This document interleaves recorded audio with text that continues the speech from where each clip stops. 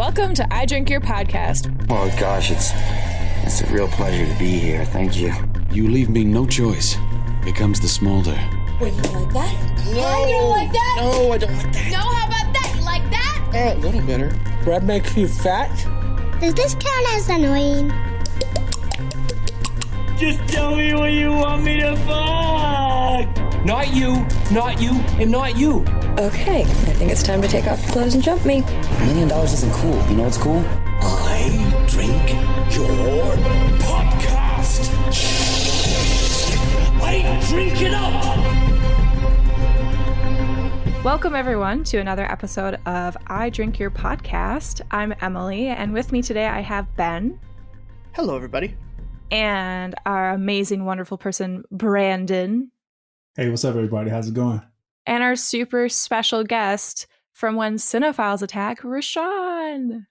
Ayo, what's up? We're so happy to have everyone here on this early Saturday morning. Mm-hmm. It's going to be a great time. Before we get started, though, if you could please rate us on Spotify, Apple Podcasts, all of those great things. We would really appreciate it, especially because we are so dedicated that we meet at 8 or 10 a.m. in the morning on a Saturday. Woo! Show us some love, people. Yeah. This episode, we watched Black Swan. You can find it on Hulu, I think, but otherwise, good luck. And I'm just curious, is anyone drinking something alcoholic this morning, Brandon? I have a high C orange from McDonald's. Yeah. That's it. The only thing ballerinas can drink, right? That's it. Rashawn, what about you? I'm also having some fruit juice, some cranberry juice. Because, you know, Nina does her grapefruit in the morning, so start with some fruit before I start dancing, you know?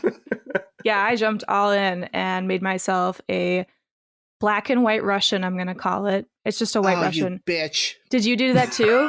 Yeah, except mine's going to start black and then transform into a white one, the reverse transformation of Natalie Portman. Oh, see, what I did is I put a drop of grenadine on top to represent the drop of blood on her. Fuck. I know, mine's amazing.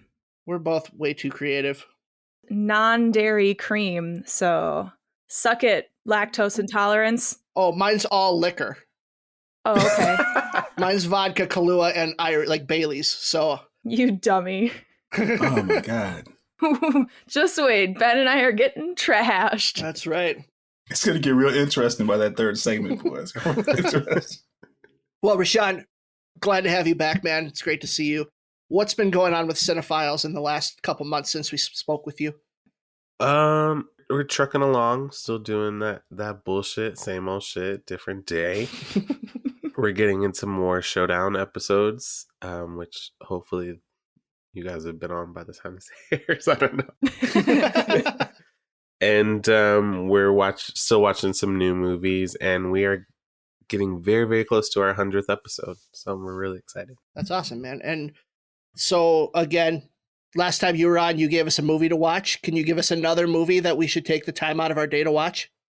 Ooh, yes. I just saw Everything Everywhere All at Once. I want to see it so bad. I've seen it tonight. Oh, I'm so excited for all three of you to see it. It is.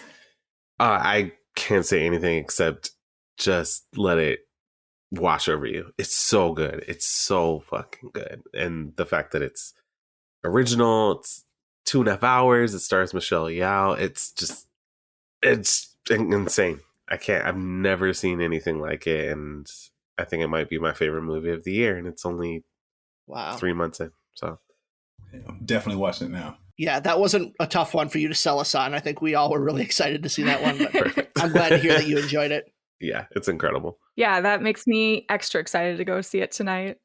And you picked Black Swan to be on for. So what is it about this movie that you wanted to talk about? When I was just starting to put on my like stuffy movie loving cinephile hat, Aronofsky was someone I gravitated towards immediately. I saw Requiem way too young, way too young, and just kind of wanted to ingest everything else that he made going forward. Black Swan is actually one of the first, if not the first movie I saw in theaters when I got to LA. Cool. And I think one of the first movies I saw with Mela in the theater. Oh my God. Yeah, we saw it Act the Arclay, R.I.P. And I've been obsessed with it. I think it's number one, maybe number two of Aronofsky's films. And I'm just a huge fan of it. Because you're a big Noah guy. Oh yeah, Noah's like 1.5, maybe 1. You know? Well, this week we did watch Black Swan, which is currently at 85% on Rotten Tomatoes, and was nominated for 5 Oscars, including Best Director, Actress, Cinematography, Film Editing, and Picture.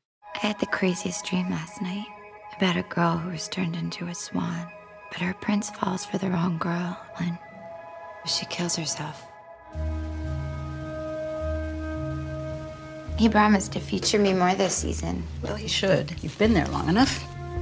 And you're the most dedicated dancer in the company. Our new Swan Queen, the exquisite Nina Sayers. It was directed by Darren Aronofsky, director of the scariest non-horror movie I've ever seen, which is Requiem for a Dream. Should be required viewing for 8th grade health classes to keep them away from drugs. What? Amazing film, though. Absolutely amazing. Yes. And director of other films like The Fountain and The Wrestler prior to this one. This movie starred Natalie Portman, who played the ballerina Nina. She won an Oscar for this movie and got her start in movies like Leon the Professional, Heat, and Mars Attacks, before becoming Queen Amidala in the Star Wars prequels and starring in Garden State, V for Vendetta, and her career peak 2007 movie Mr. Megorium's Wonder Emporium. Oh, shut the fuck up, man. Also in this movie is Mila Kunis, who started in TV with roles on That 70s Show and Family Guy, before landing her first big screen role in The Greatest Story Ever Told, Get Over It. Oh my God, I have to go. I don't think I've seen Get Over It. Lucky you, Brandon. lucky you. I was wondering how you were going to squeeze that into this episode. He's been plotting about that for weeks now. Some bullshit, Ben. But then she really started making her mark in movies with Forgetting Sarah Marshall in 2009. The, I guess you could say the bad guy of this movie, Vincent Cassel.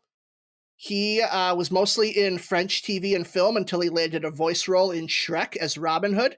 Did you guys know that? What? I did not know that. Yeah. That's amazing. That blew my mind. He was also the Night Fox in Oceans 12 and 13 and was in 2007 movie Eastern Promises. And also in this movie is Winona Ryder. What is she doing here? Hey. I love her. It's just seeing her in that role caught me off guard. I was like, Winona, come on. You can't dance. I think I texted you that. Winona ? Yeah, you've never shown the ability to dance. Get out of here. And nor did she dance in this movie. Right. Dance, she danced right into the street. Well, Emily knew enough about this movie to not write a plot synopsis this week, so we're just going to kick it to Brandon, who's going to read the back of the DVD cover for us. All right, here we go. Nina, a stunning, talented, but dangerously unstable ballerina on the verge of stardom, is put to the breaking point by her driven artistic director and the threat posed by a seductive rival dancer. As a result, Nina's tenuous grip on reality starts to slip away, plunging her into a waking nightmare. Okay, well, Rashawn, we heard your first time watching this movie. I had really waited to see this movie because I distinctly remember seeing the trailer for some movie I saw in the theater when I was in high school, and I distinctly remember peeling skin away off of a finger, and I went, nope, can't watch it, can't do it, will not watch this movie. So I'm actually really excited that I got to wait to watch this because Rashawn was going to be on here. Like, I'm very excited about it. So my first viewing, even though I didn't watch it when it first came out, probably wouldn't have appreciated it when it first came out. But now as a 29-year-old who is weirdly a part of a movie podcast, I'm like, fuck yeah, give me all the Black Swan. So yes, I did love it. I can't wait to talk about it. But did anyone else have like a first time watching this experience? Yeah, this is my first time watching it. Believe it or not, I Nice. wanted to see it. I wanted to see it before, but for some reason, I think when it got too much hype, I was like, I'm just gonna wait. And then I should have seen it at the movies. But it's very good on a lot of different levels. So yeah, I enjoyed it. Really enjoyed it. I saw this in theaters when it came out, and I remembered a lot of the horror elements that were more about like her seeing the visions, like the Jacob's Ladder type stuff. I did not remember the body horror, so that caught me off guard in this watch, where you see her body start to decay and transform into this Black Swan. I did not remember that, and that type of body horror stuff really makes me squirm. So this movie gave me a bit of the willies, but it was very good. I really enjoyed this watch. Rashawn's sitting there just like primping his feathers, all excited. Covering up my shoulder. Yeah, I agree, Ben. I do not like body horror, but I've kind of gotten a little bit more into it in more of an appreciative lens. And I think it's Dylan's fucking fault with all of the horror movies that he's like, this is so cool because practical effects and shit. But I'm thinking about how she's plucking this feather from her back, or how her feet are sticking together and they're starting to get webbed. And it was done so well and it fit so well with the movie, but it's really gross. I go back to that peeling, and, you know, because I'm sure all of us have had times where your fingernails or like parts of the flaking skin happen and you're like, don't pull too hard or you're going to get like a little bloody piece. And it's always a huge fear of mine now, I guess. It wasn't even also the supernatural body horror, but even just like her getting that ballerina toe and like her toenail cracking, like, I hate that stuff. The hangnail is pretty gross. Yeah. So gross. Yeah, it is pretty bad. I'm not gonna lie. It was pretty bad. But again, it fits so well with the movie and what it was trying to show, you know, with Nina doing literally everything to be perfect.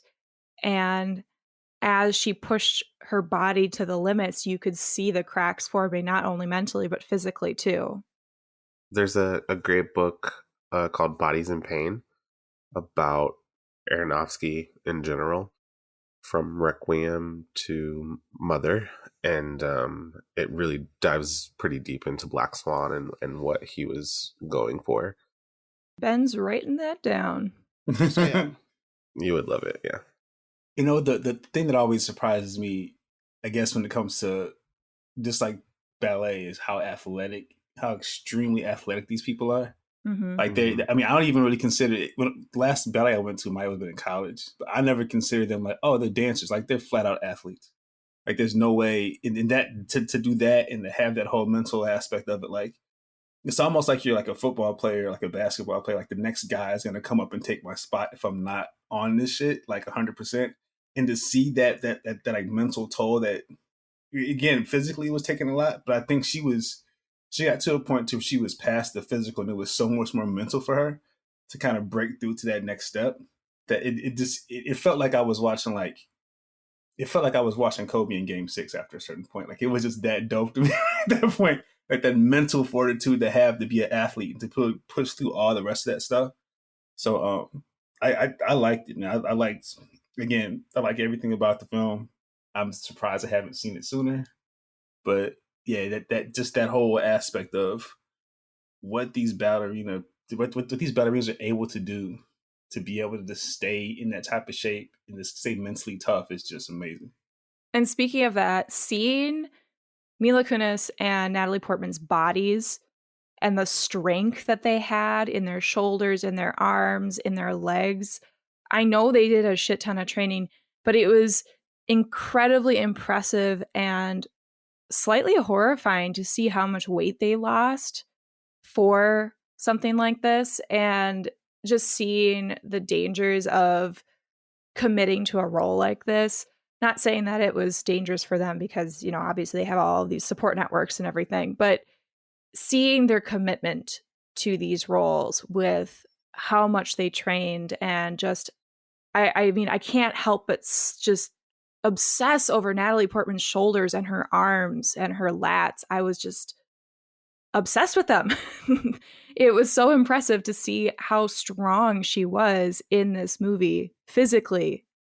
Yeah, there's a scene where there's a therapist that's kind of working over her body and any kind of kinks and kind of pulling her muscles out. That was actually Natalie Portman being kind of worked over by someone who was working on the movie, and Aronofsky just started. Are you filming. serious? Mm-hmm. And there's when they find like whatever's happening under her rib, that's actually what was happening. Yeah. When I was watching it, I was like, okay, she's not an actor. That person is not an actress. They're really a PT person. They really come and do like, you can actually tell just by like the way they're talking. But like, yeah, man, like you're not letting an actor stick their fingers up underneath someone's rib cage. Like at some point, you're as a director, you can be like, no, you're not trained to do that. We're not having you do that. Right. Yeah. And it was so reminiscent for me as an athlete. I don't know, Brandon, maybe you kind of felt that way too. You've done physical therapy before. Whatever, Ben, you don't do it stuff. Bitch, I'm an athlete. Honestly, Emily, I was going to ask you about the whole mental aspect of being an athlete, performing at the level that you did. Like how you got ready and if you envisioned stuff like that, because it felt like what she was doing was kind of becoming that, like she had to like let herself go to become what she needed to be. And I know. I mean, I never got that fucked up. But I mean, I do remember that competing. Let me jump in and tell you about how into it I was when I was in 9th grade soccer, because I completely lost myself in there and I transcended the game really with my abilities. So fucking killing freshmen left and right. Well, I was on the 8th grade team in 9th grade. Oh shit. Yeah. A little disappointing, but I never made it that far. Everybody was kicking my ass when I was a kid. So I was going to say, for me, going to physical therapy and having trainers work on my body, that felt so reminiscent of my own experience of just getting poked and prodded and just trying to breathe through it and seeing the genuine pain on Natalie Portman's face. Knowing now that that was a real trainer and physical therapist makes complete sense. And the fact that Brandon and Ben, you picked up on that right away, great. I didn't. I was just like so invested into what was happening in the movie and my own experiences. I just didn't even think, oh, this is not a real person. Rashawn, I'm assuming you were also a highly trained athlete that has gone through PT, unlike Ben. Oh, are you kidding me? Yeah, I was like, my body's still recovering from all the physical endurance. I can't even lie. No, I ran track in 8th grade. I played soccer for like 4 or 5 years, and then I said, no more. I want to be an actor. The commitment to the role that we see from Portman and Kunis to kind of drop this weight and get the ballerina look also mirrors the commitment to the art that we see out of Portman's character in this movie. Mm-hmm. We see her kind of lose herself in wanting to be perfect in this sense of perfection. Emily, I want to go back to what Brandon's question was, which is like, when you were swimming, did you ever hit the zone? Oh, fuck yeah. Okay. All the time. Rashawn, if you don't know, I competed at the national level for swimming. And I know, surprise. I never made it to the Olympic trials, but that was my goal. And then I had some injuries, so I wasn't able to do it. But whatever, it's fine. I coached. That's incredible. What? I've moved on to bigger and better things, like this podcast. But there were rituals and things that I would do, and the training that I put my body through, the injuries I had to get past. But my mental state in swimming was at a really good level compared to Nina. I was never detrimental in that way. It was more of a, this is pushing me in a positive way. And I don't know if that's because I had really positive experiences with my coaches and with my parents. I didn't have a completely controlling mother like Nina. You know, seeing her character and her mother's character, that's definitely what set her up for failure and set her up for her progression through this arc. And I had an incredibly supportive community. And on top of that, it was more about improving when you did make mistakes and actually having constructive feedback versus this was just be better, lose yourself and be sensual and sexy. So, I mean, with you and I being elite athletes, can you explain to Rashawn and Brandon what it feels like to really like be in the zone or just transcend it? Yeah. Okay, sure. I'll definitely try. There's a moment when I was racing and I'd be on the blocks and you would hear the take your mark go, but it's a reaction. It's literally no thinking. It is just reaction and go. And there's this quiet moment when I was underwater in a streamline before my lungs started to burn, where it was just this peacefulness, yet power. And I still think of that moment. And I love that moment right before I would break out of the water with an explosiveness. And again, like there was not a lot of thinking. It was just letting my body do what it did. And yes, I would have like race techniques as I would go through it and try to execute it. But yeah, I would say that powerfulness and a peacefulness is probably the best way I could describe it. And I do think in Natalie's performance that we see of that last dance, that's kind of what you see in her movements. Even it's a powerfulness, it's a peacefulness. You can clearly see that she's completely into the character and what she's doing, but it's also so ingrained in her due to her training that it's effortless. There was a lot of controversy because there's a lot of body doubles that they use throughout the movie. And, you know, obviously Natalie trained for this for a while and her and Darren came up with it together. But in that final performance, you can kind of see why it had to be her and why she had to be Nina. She just sells it more than, and it's one of the best actress wins ever, because she's just so, the restraint she shows in the beginning of this kind of timid, demure girl and the transformation, not only on stage, but to the woman that she is behind the scenes by the end, is just incredible. It's so good. Yeah, even if she didn't do all of her dancing, she still deserved this Oscar win. I mean, they fucking gave Rami Malek an Oscar for lip syncing. So, come on. Bradley Cooper was right there. The one thing I kind of liked about this film is that it's when she had, like, from the time she has the dream in the beginning to the time that she thinks she sees herself in the subway walking away, it felt like it was going to be inevitable. And like you said, it felt like she had so much restraint not trying to let that out, because she's so technical in everything that like, you know, just like Emily said, there's that whole moment where you kind of like everything kind of like works and kind of flows. Like, I think to let that happen was so hard for her because she's been so rigid and has to be like, okay, it has to be like this, it has to be perfect. There's like a place, like when I'm helping out kids with basketball, I'm like, when they have a fundamental base, I was like, now that you have this base, now you can break it and make it up. And you can then you find yourself kind of flowing inside of it to where things slow down. And then it's like, okay, I can make this move. I can go here. If I make a mistake, it's not a big deal. It's like fine line in between there that they're able to show that on film. I've never seen it on film done this well. It's always like something to where like maybe like a basketball movie and all of a sudden this kid like who could never dunk is like just banging on everybody. And it's like, it's fake like that. Like this was that like internal, like, okay, I feel it now. I know where I'm supposed to be and this is how it's supposed to go. I've never seen it done this well on film ever. And a lot of the times when they try to portray it on film, they end up slowing down the film and kind of showing it in slow motion to show how the game slows down around them. They didn't do that here. And you could still tell that Natalie was in that zone and experiencing it in that way without having the camera have to tell us that that's what's happening. Emily, you're a big ballet fan. I mean, I love performances. I've been to the ballet a few times. Why do you say I'm a big ballet fan? Because you knew what Swan Lake was, and that was enough for me to call you a ballet fan. Of course I know what Swan Lake is. I've seen it twice.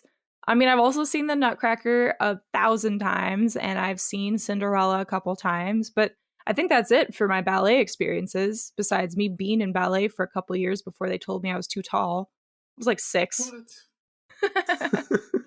I think my mom lies to me sometimes. Because she said like something similar with soccer where I'd use my knees in a way that would damage them for breaststroke or something. And I feel like she just lies to me to get me to just be a swimmer. So maybe my mom is just like Erica. I don't know. Either way, I had a supportive network and I'm not a ballerina. Why, Ben? What do you want to know? I just want to know, was like what we saw in this movie true to the actual performance, or did they take some liberties with telling the story of the transformation of the White Swan to the Black Swan to kind of make it fit Natalie's transformation? Okay, so there are 2 ways that I could answer this. One is the story of Swan Lake is exactly what we saw the story of Swan Lake. Are you talking about, though, Natalie Portman, like there's another layer of her being that's the Swan Lake story? I don't know how to say that.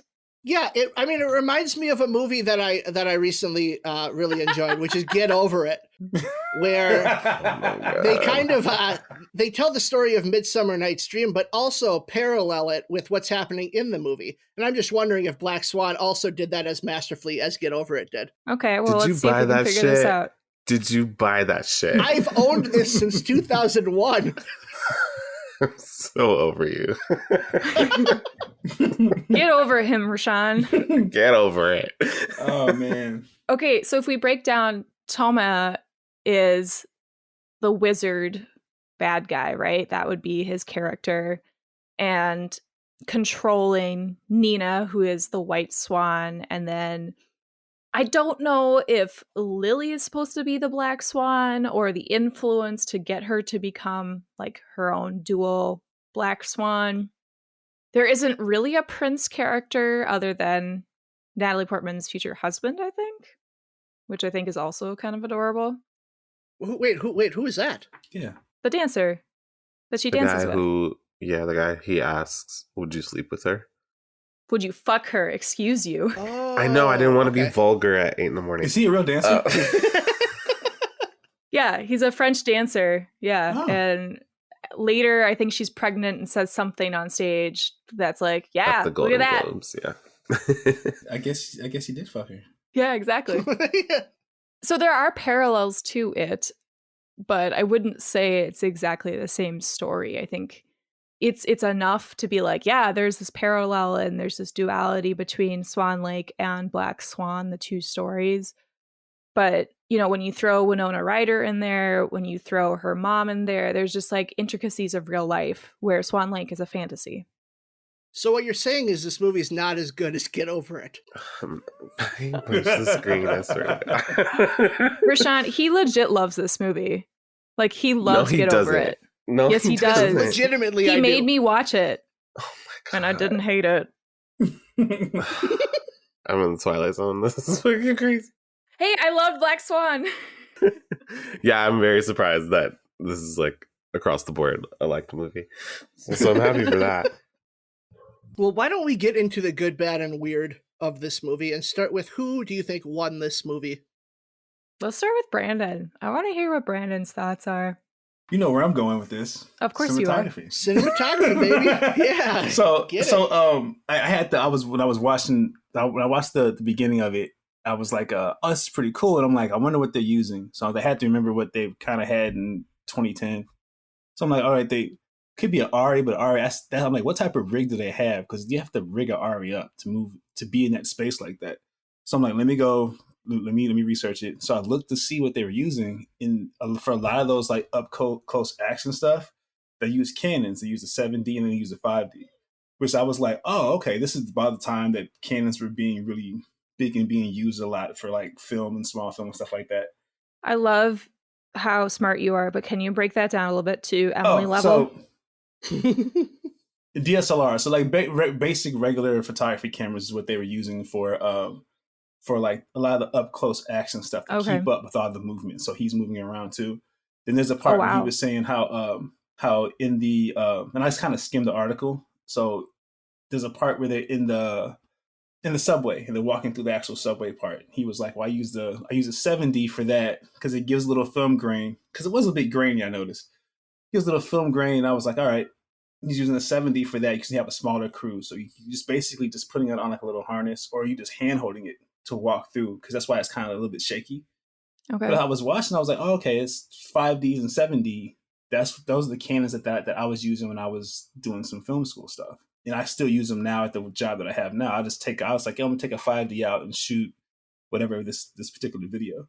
And like, you get good enough quality, especially in 2010, it was like people were kind of leaning toward some DSLRs to do some filming. So doing that, I thought that was a really great choice to use, to get all these up close dancing scenes. Like when she's spinning around, all the rotations, all the kind of like the stuff that you wouldn't use an RE for, because he said he used the RE for a lot of the basic standstill stuff, but the action stuff was all 5 and 7D cannons. Mm-hmm. And then it's just again, I'm always chances I want to lean towards cinematography, even though I think Mila should be doing more films like this. I think she's actually an amazing dramatic actress. I never see her in anything other than like that 70s show, it feels like.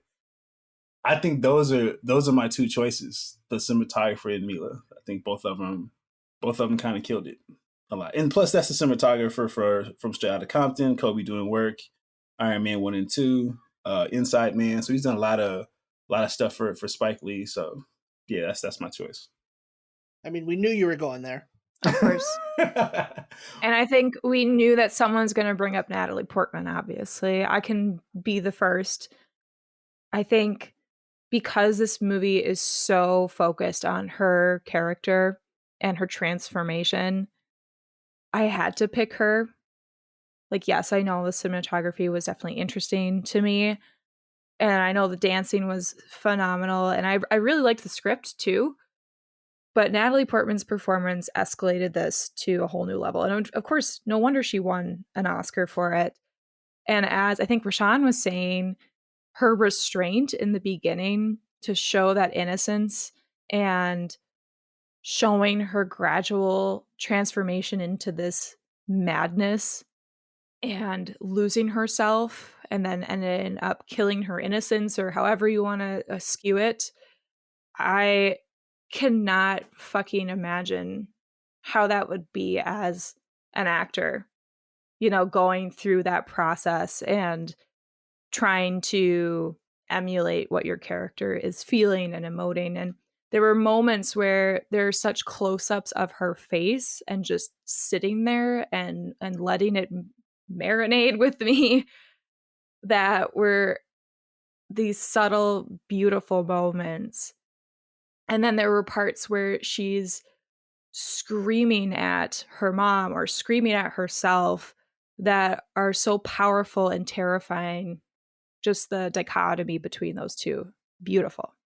I think you can't really talk about the cinematography in this movie without talking about the film editing also, because the two go so hand in hand to tell this story that we're seeing. And the film editor in this, Andrew Weisblum, does just a phenomenal job, especially during, I feel, the stuff that happens on stage, because it's so easy to just point at the stage and be like, okay, yep, it's a performance. We're just going to take this narrow view of it and not do a lot of cuts. But instead, he does a lot of cutting between Natalie off stage and what's happening on stage and what's happening on the other side of the stage to really create the sense of paranoia within her, especially in the early part before she's really made the transformation. Just a huge fan of how this movie was edited.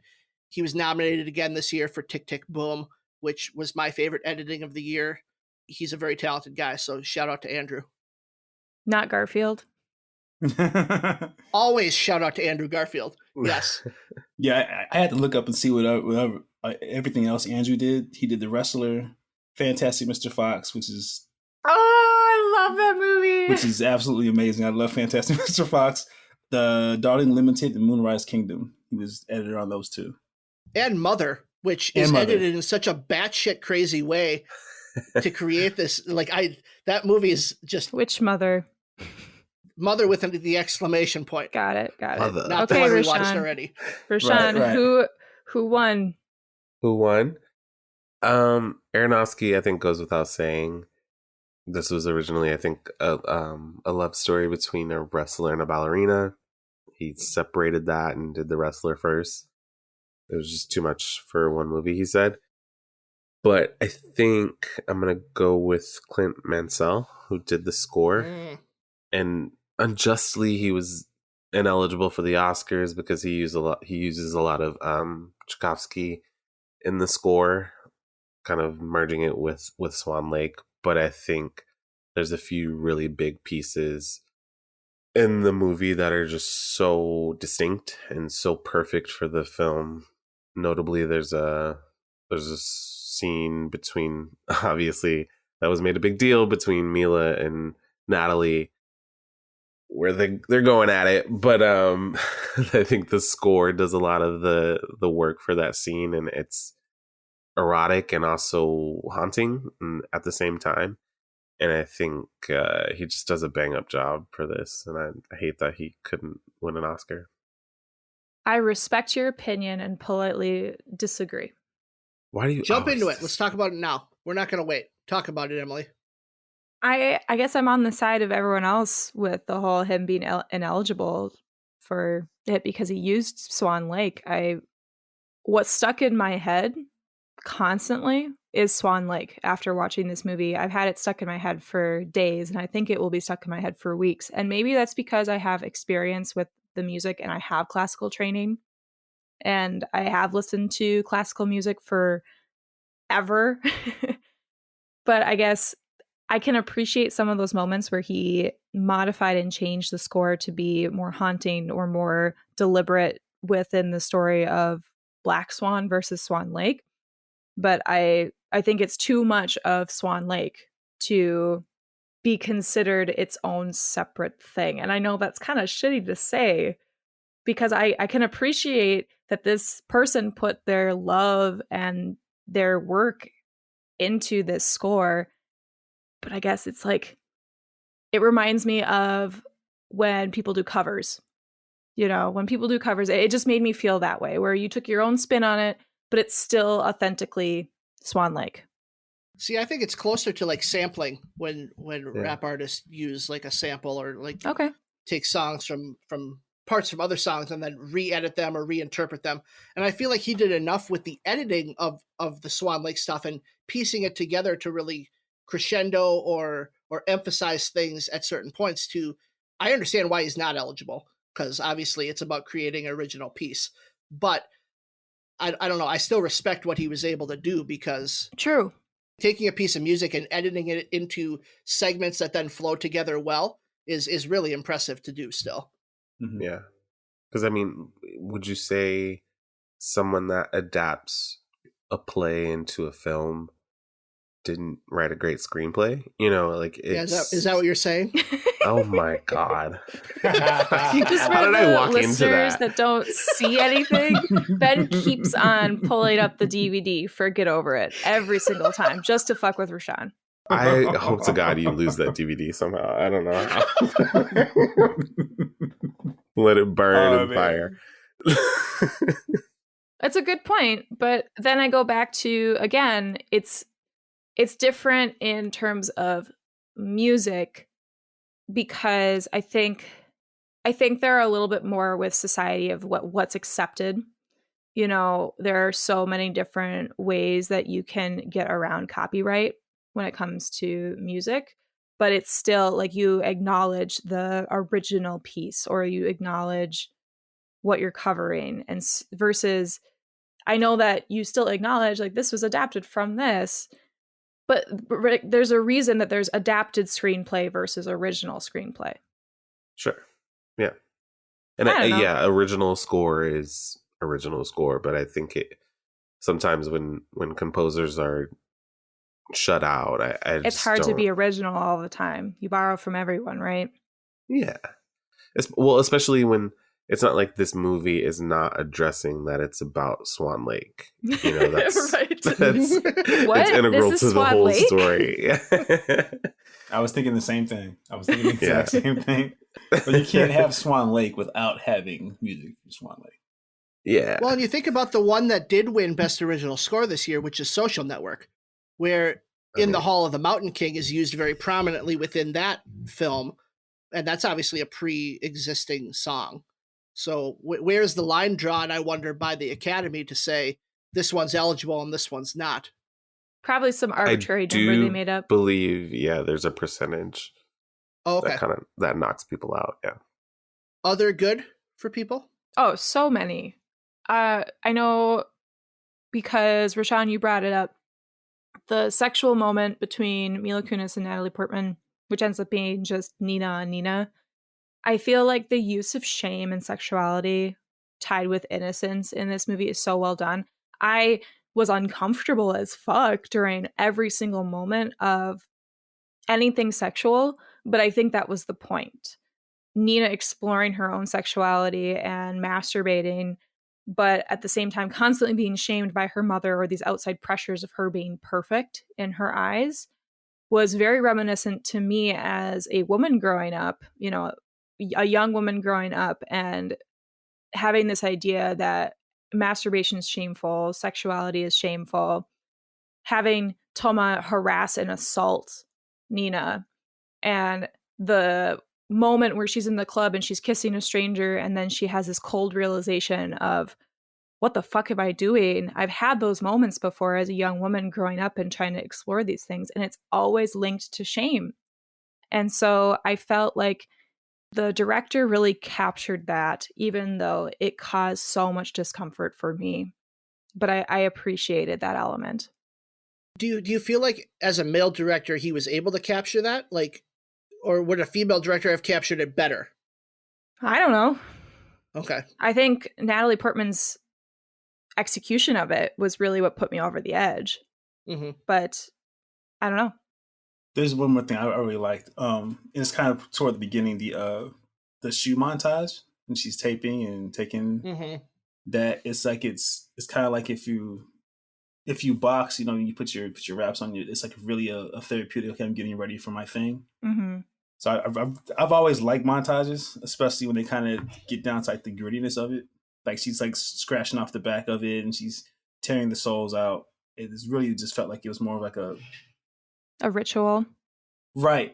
So like I'm getting ready for this thing that I do, and I've always liked montages like that. It ties back to that thing about athletes having that ritual or having that system to get in the zone. Yeah, everybody's got something. Like every time I step on the court, I slam the ball 3 times and I hug it.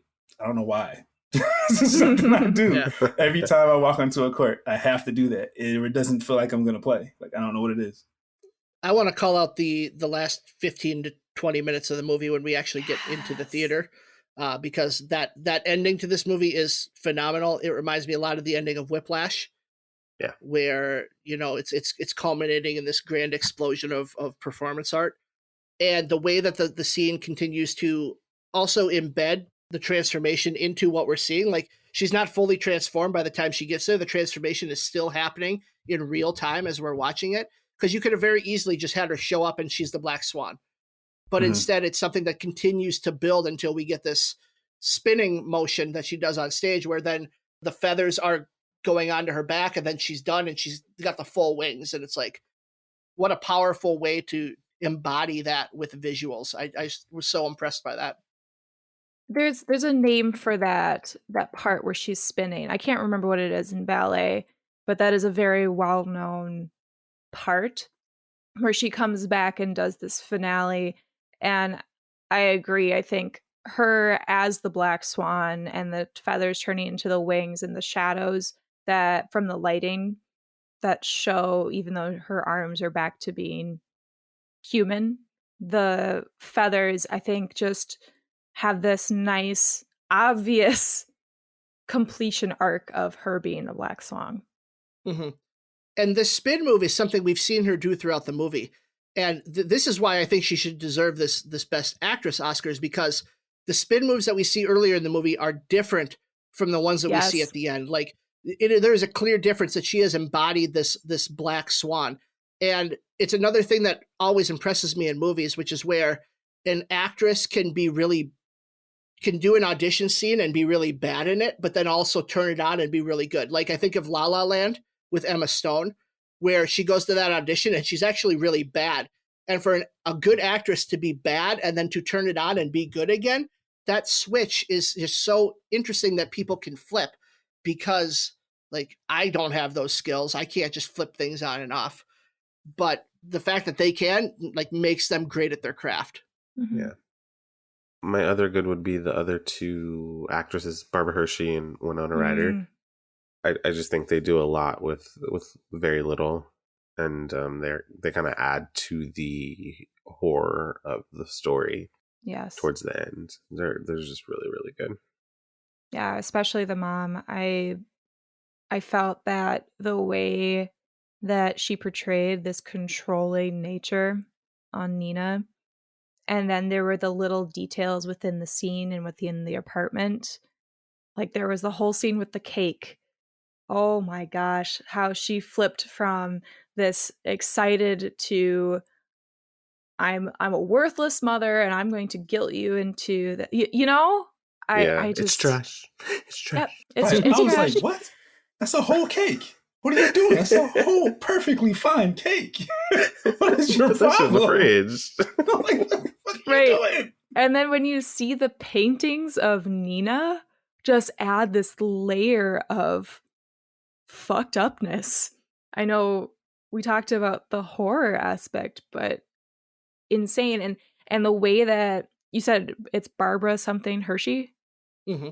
The way that she's clipping her nails with this intensity where you know that she's gonna cut Nina, and she has no regard for Nina really, but loves her unconditionally, but with conditions.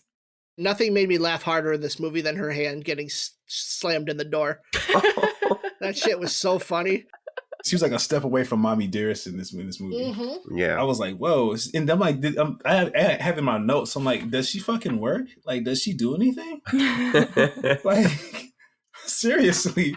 There's hints to her having ties still to the company, because she starts making those phone calls and she's like, he can't work these girls like this. And she was probably Nina at one point or Beth. I don't know how she's paying for that fucking apartment in New York City, but right. I do want to call out a couple more scenes if that's okay, because Rashawn, I really, really did love this movie.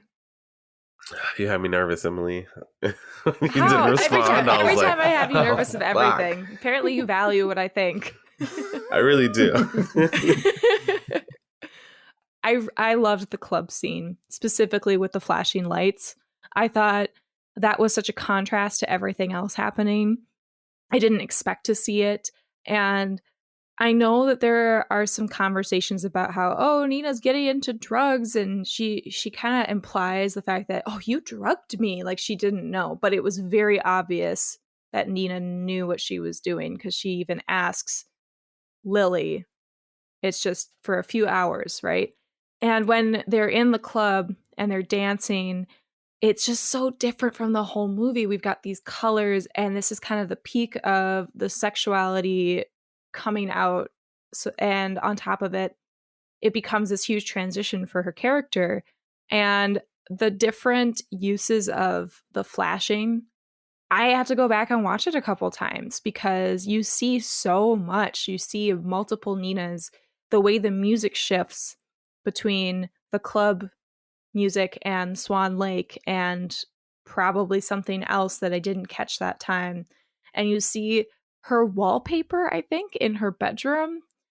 And you see the wizard guy in Swan Lake. There's just all of these layers that I didn't expect in this mostly monotone movie. It's mostly black and white, really. So it was just incredibly surprising. Is there a frame in there where she is the Black Swan? Yeah. Okay. Yeah, I didn't know if I was tripping or not. Yep. Okay. Didn't know if I was. You're going to have to go back and watch it a couple times, Brandon. Yeah, I know. I only had one. I only got a chance to watch it once last night. I know you love watching movies multiple times. 2010 had 2 great club scenes. The Social Network one is also pretty dope. Mm-hmm. How do you all feel about the use of mirrors in this movie? I've seen this movie a lot, and every time I try to track what the consistency is.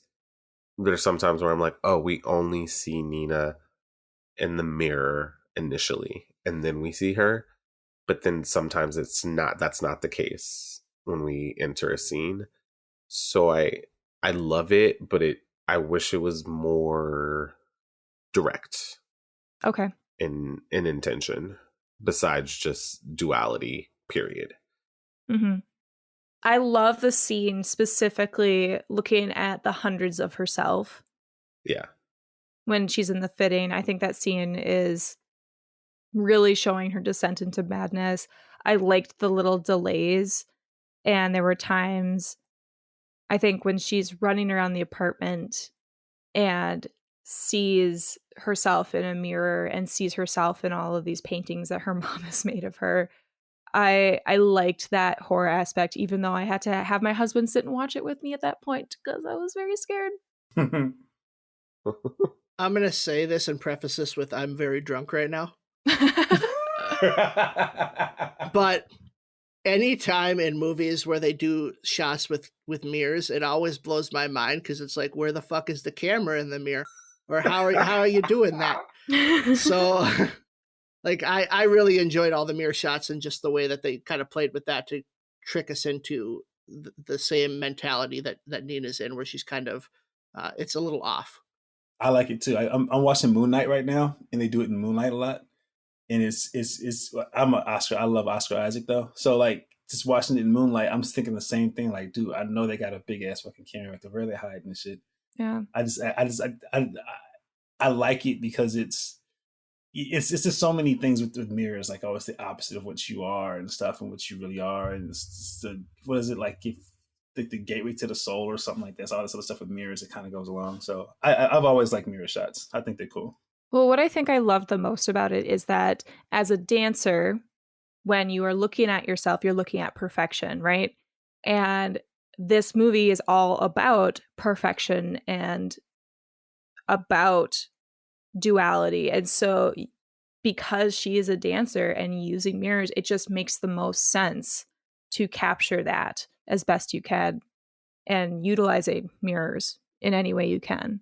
And so I think that's why I liked it so much. I don't know if I've seen a lot of movies with mirrors. And so, Brandon, I see what you say, but like, does Moon Knight stare at himself a lot in the mirror? I don't know. If that's a thing that he does in the comic, great. But I just think it works so well with dancers and seeing every flaw and every perfection within that mirror. I think famed philosopher said it so well, Jaden Smith. How can mirrors be real if our eyes aren't real? And I think that really hits home with this movie. I love Drunk Ben. You know what, Rashawn? Next time Ben goes to Las Vegas, he'll let you know ahead of time so you can really get to know Drunk Ben. So down. Yeah, she's refracted in so many of the reflections until the final stage performance, and then there's no mirrors at all. Mm-hmm. It's so cool. But maybe there is some direct message that he has between him and Matthew Libatique, and they know, and I just need to watch it more maybe. But I also love mirror scenes as well. Well, let's get into the bad. Did you guys have any bad for this movie? I didn't really have anything bad. Except, let's go. I think, no. This is actually at Brandon. Brandon, I know you loved the cinematography, but I felt like sometimes with the fuzziness and the graininess of the movie, I didn't always like that decision. I liked it with the dancing because it made sense to me. But there were moments where we had these realistic conversation parts, and I found myself sometimes squinting to see what was happening. And maybe that's the point of just having the more muted palette of the colors, but I sometimes found it to be distracting to me. That's the only thing that I found a little bit bad. And even then, I feel like I'm nitpicking here. I also wonder if that has to do with the naturalistic lighting that was attempting to being used. Like that tends to cause a grainier look to the frame. So I think that could also partly explain it. Yeah, like especially if they're using like a 7D with some of that stuff, like it's like grainy as all hell. Like I'm using it now, and I'm going between a 7D, a 5D, and like this 4K camera. And anytime I pick up the 7D, it feels like I don't know. Like I have to color correct the shadows later. I just can't.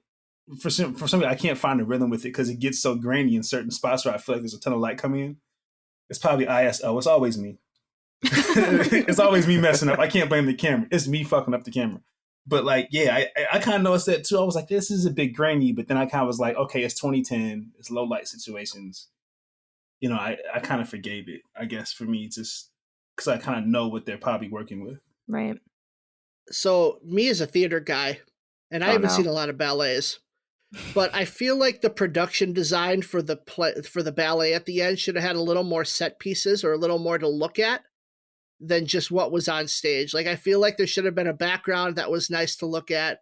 You know, it's not that hard to just add some cutouts with some particle board. Like it's not hard to make it look like, oh, we're in like a swan, we're in like a lake biome.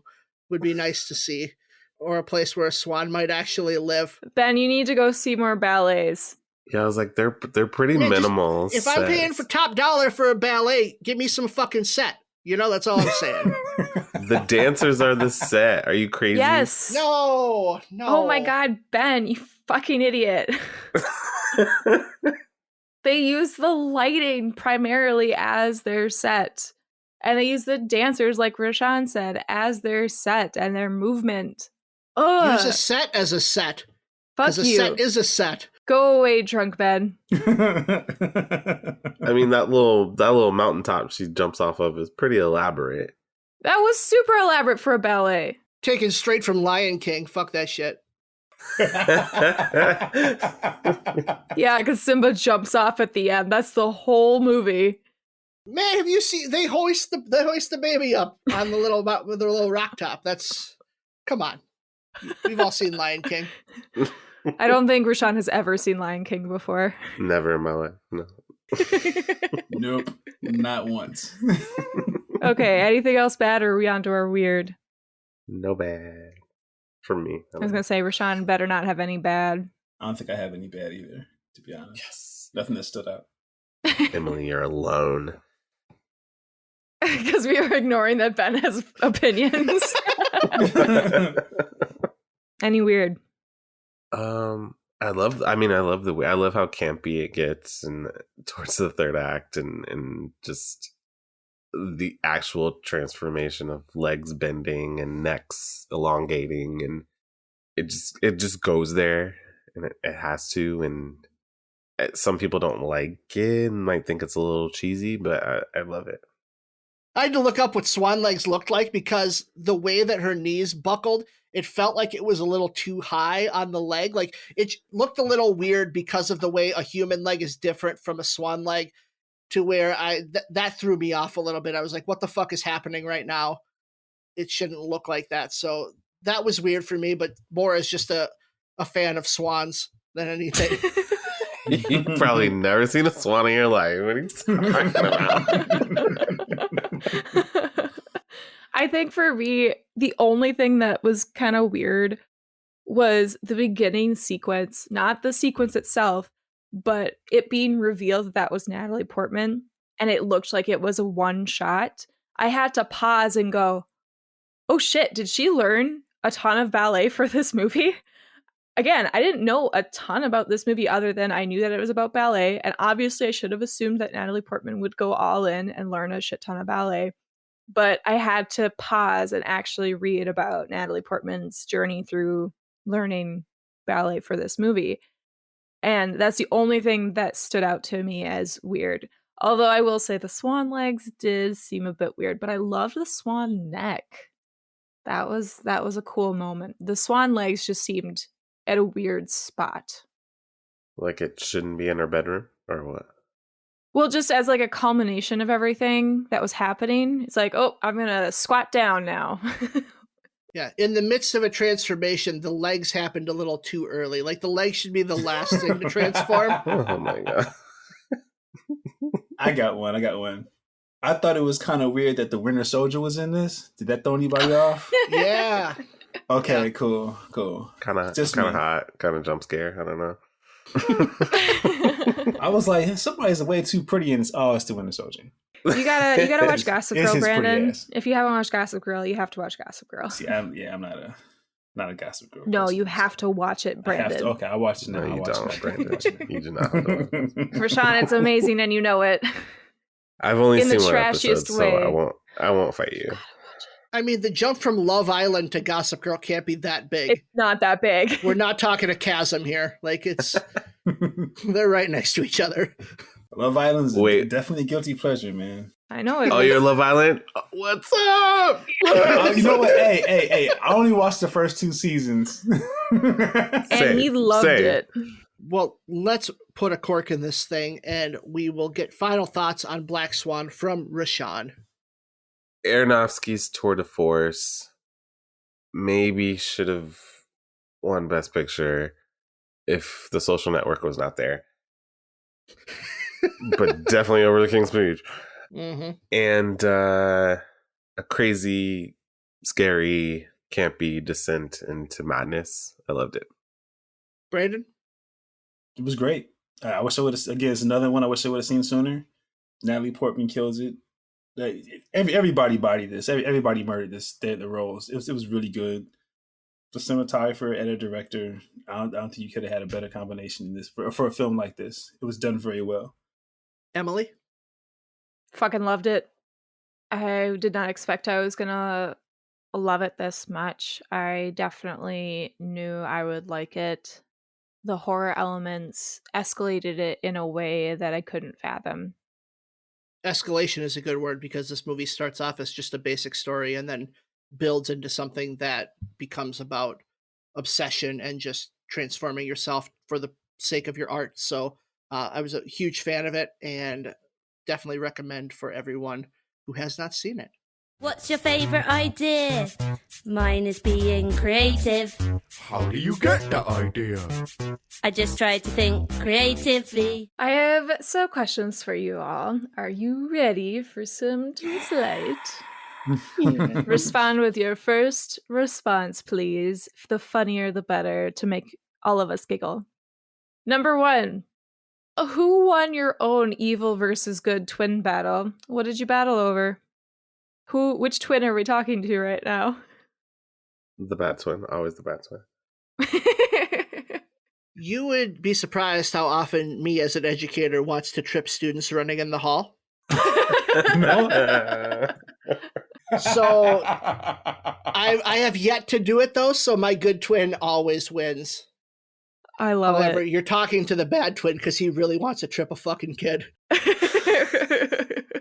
My room was right next to yours for a whole year. I knew you wanted to trip people. That's a totally different Ben when he's at school. It's not Ben at all. Mm-hmm. It's a totally different guy. I didn't know Ben was funny to this podcast.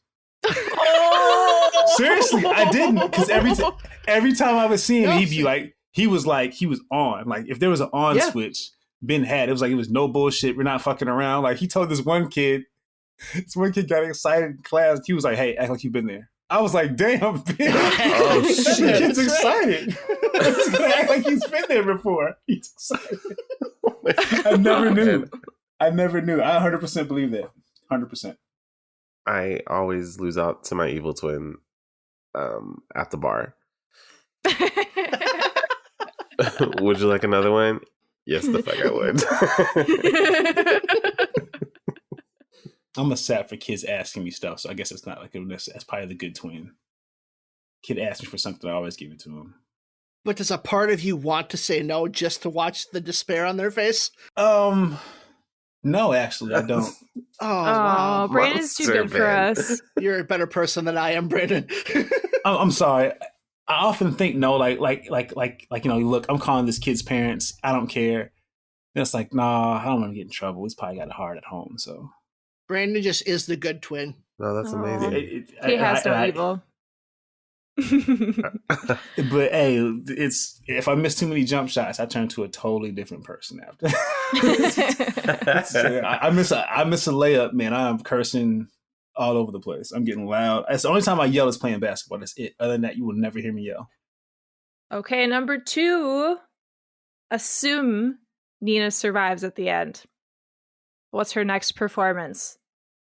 Well, I think once you have a transformative performance like Nina did in this movie, you have to move on to another great performance. So I think after this, Nina stars in Your Highness, the James Franco, Danny McBride movie about medieval fighting. So that or some movie with Ashton Kutcher. I think those are 2 logical moves for Nina at this point. I had to look it up that Natalie Portman is indeed in Your Highness. Hey, I thought this shit was funny, to be honest. I'm not gonna lie. You're fucking ass. We still walk around, Tease and I still walk around saying, Thaddeus, handle your shit. We still walk around saying that all the time. I think after the rapturous reception that she gets as the Black Swan, she jumps a few avenues over to Broadway and she takes on Elphaba and Glinda in Wicked. Oh my God. That's amazing. That's fucking incredible. That just destroyed Ben's answer. That's amazing. Yeah, fuck me. That's got me beat too. I was gonna say Little Shop of Horrors, but that's it. Oh, that's got me. I mean, what would she play though? Yeah, I was gonna say the plant, right? I was gonna have her be the love interest for Seymour. See that part, the whole Suddenly Seymour part. She can't pull that off. She can't. Maybe she can find another spot. Maybe she can find maybe some other place. She's 100% the dentist. Ooh, I like that. Oh. All right. Or she's the trio of backup singers, but she does all 3 of them. All of them. The street urchins. Yeah. That's how she gets a third personality. There we go. The Gray Swan. Yeah. All right, last one, number 3. Which dance movie, apparently there are a lot of them, would you change to be a horror movie? Give me a plot point you want to change. I'm changing West Side Story. Off rip. And it's going to be like, half of them are going to be like the zombies from the Thriller movie. And the other half is going to be like, just like, what was the other half was going to be? I had an idea too. But definitely half of them are going to be the zombies from Thriller. The other one could be anybody. Brandon, you literally just stole the plot of Zombies on Disney. I've never watched Zombies on Disney. I've never watched it. So I wouldn't know. His is better. I wouldn't know. Perfect. It's perfect. The most perfect answer. So that Zombies, the other ones would be like, I don't Zombies know. Zombies is a good movie. I've never seen it. You should. I might watch it. Let me write that down. Zombies on Disney. Emily's getting drunk too, Ben. I think that it would be Step Up to the Streets. And the finale is in the rain, but it's acid. And everyone keeps dancing until they turn into zombies. And it's a prequel to Brandon's film. Boom. I love it. I fucking love it. Duh, we get a producer, we in that shit. Yeah, shit. You see a Toyota backing. Will Packer, where you at? I mean, for me, you add one word to my movie and it makes it a horror movie. Curb Stomp the Yard, the sequel to American History X. Now let's all agree to never be creative again. Ben, you got a game. Quick game for us. I got a game today. This week's game, everyone gets to play. Shall we play a game? I despise guessing games. This great game. Makes you think and it helps your memory. Let the games begin. It's called Black Movies. Okay? So, I'm going to give you a 3 to 4 word description of a movie. You give me the name. Hold on, time out. If you can see the 2 black guys' face when you said that. What the fuck is this name? All of a sudden, he went from smiles to got real serious. He was like, all right, what you trying to say, man? What you trying to say? It changed real quick. Perfect. Like, you got my ass up at 8 a.m. to play black movie. You know, I can call Corbin up if you want. He'd probably be good at this game. Is that because he's black? No, because he's a movie fan. Good way to clean that up, man. You clean that up real well, boy. Okay, so here we go. Medea's first movie. Diary of a Mad Black Woman. Correct. Medieval Martin Lawrence. Black Knight. Correct. These are really I'm not fun. This is gonna be all black people. There's no losing this. You know that, right? Enough already, Marvel. Black Panther? No. Rashad, really? Come on, Rashad. No, I thought all the titles had black in them. I love Black Panther. Oh my god, this is a trap. Oh my god. Enough already, Marvel. Eternals? You said all of them have the word black in them? No, they don't. No. Multiverse of Madness? No. Enough already, Marvel. 3. No Way. Hang No on. Way Home. Venom. Nope. I don't know. Nope. 1. That was Black Widow. Oh. Oh, so they do all been Light Blind Vin Diesel. Pitch Black. Pitch Black. Yeah. Correct. Harry Potter horror. I don't watch Harry Potter. Oh, The Woman in Black. Correct. The fuck? Farley and Spade. Black Sheep. Correct. Where's the rum, Savvy? Crystal Black Pearls Pearl. of the Black Pearl. Correct. L.A. serial killer. The Black Dahlia. No. Yep, Black Dahlia is correct. Scary sea monster. Creature of the Black Lagoon. Correct. Yeah, I was thinking of Black Lagoon, yeah. Marvel's Oscar darling. Black Panther. There you go, Black Panther. Aliens are real? Men in Black?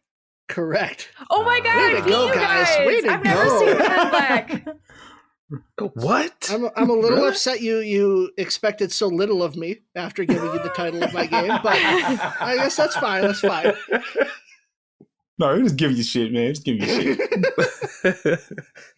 Well, Rashawn, thank you so much for joining us today. We really appreciate you coming on and talking Black Swan. Thanks, guys. Yeah, I'm so happy. Yeah. We love you. We love you so much. Never been so happy to get up so early. Before you go, why don't you plug Cinephiles one last time? Yeah, so we Jesus. We're about to do Dune. Oh. It's Still haven't seen it yet. Gonna be a doozy. It's on HBO Max now, I think. Can I get a preview of it for you? I'm just curious. Just a quick preview. I won't tell anyone. I am a fan. Okay. Just curious.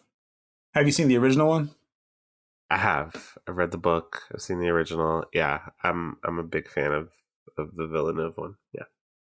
And then our 100th episode, which will have our fabulous friends at IDYP, is coming up very soon. Wow. Saving us for 100. That's what's very special. Thank you, guys. I'm so happy to be here. So thank you. Yeah. And then where can we find your podcast? Anywhere you get your shows, when Cinephiles Attack, at Cinephile Attack on Twitter and Instagram, Apple, Spotify, Good Pods. Find us anywhere.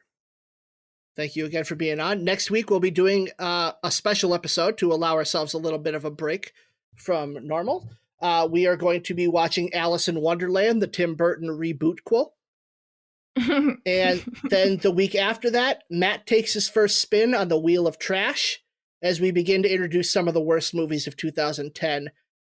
And that's our 2-year anniversary episode, so check us out for that one. Wow. What's up? Oh. Before we go, Rashawn, give us in your best Swan voice. Oh, Jesus Christ. I drink your podcast. I drink it up. Swan voice? I'll be a Natalie Portman Swan. I drink your podcasts. I drink it up.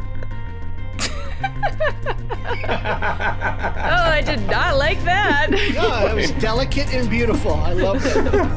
We love you all. That was perfect. Bye, everyone. Bye, everybody. All right, take it easy out.